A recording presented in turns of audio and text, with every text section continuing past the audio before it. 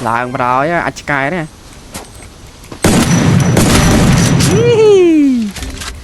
vậy vô xin mù bắt vào này về nó ấy chả mơ việc to tầm mốc tiếp việc chẳng trôi mai pin nè anh tham ơn mà thắt du tê anh đi kêu ơi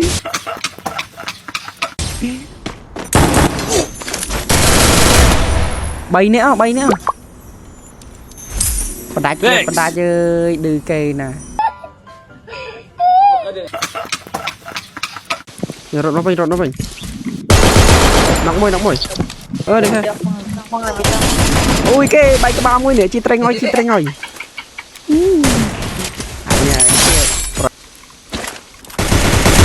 bay cái 3 tay chi treng ngồi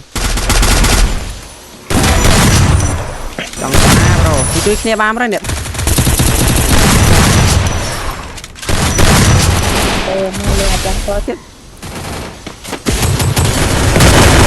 bay cái 3 muối mong chưa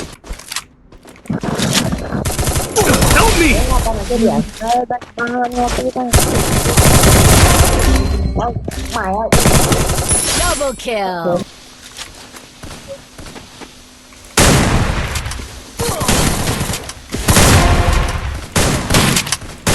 Double kill. ô bro này chả thòng này đây má bạn nào chụp bá này Help me. Double kill.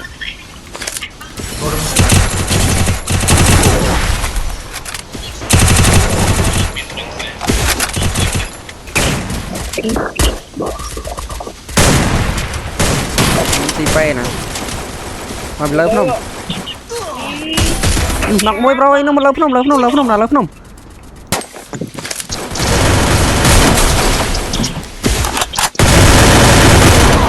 nọc môi làm cái gì làm Need equipment.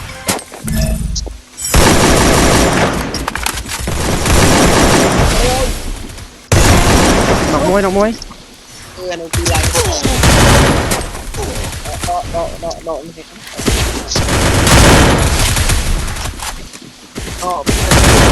ơi bro ơi cái tầm nọc môi ơi chơi nọc bài ơi